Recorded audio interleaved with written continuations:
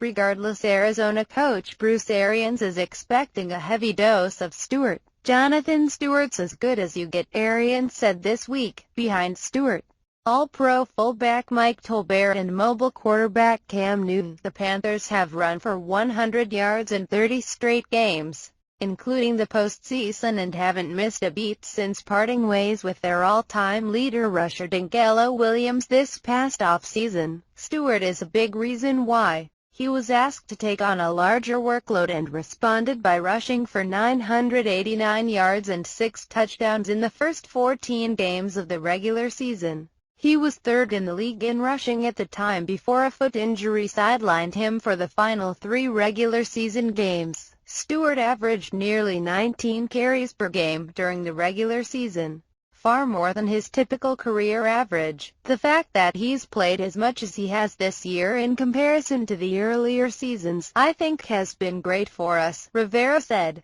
"He's one of those guys that sets the tempo because he's a physical player, and this game is about physicality, so it's kind of neat to see him have the success he has had." There was some concern over Stewart's conditioning on Sunday after sitting out 4 weeks, but he had 84 yards and 2 touchdowns at halftime against the Seahawks. "That was the whole thing with me coming back, me being able to come back and be effective. Not just come back and go out there and grind it out," said Stewart, who deflected credit to his offensive line. "I wanted to come here and be the running back they expected me to be." The Cardinals have been decent against the run, holding opponents to 91.3 yards per game and 3.9 yards per carry.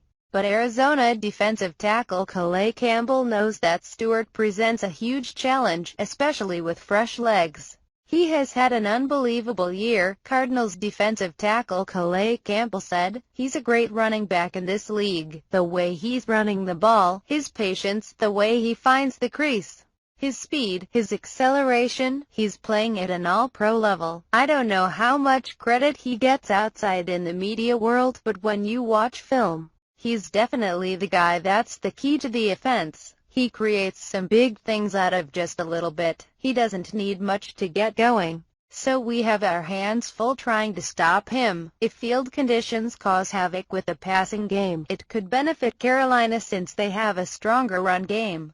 Although the Cardinals finished 8th in the league in rushing, they've been held to a combined 67 yards rushing the last 2 games. "We need to run it better when we run it," Arians said. "We have to really be more efficient. We have too many 0 and 1 yard gains in the last 2 weeks."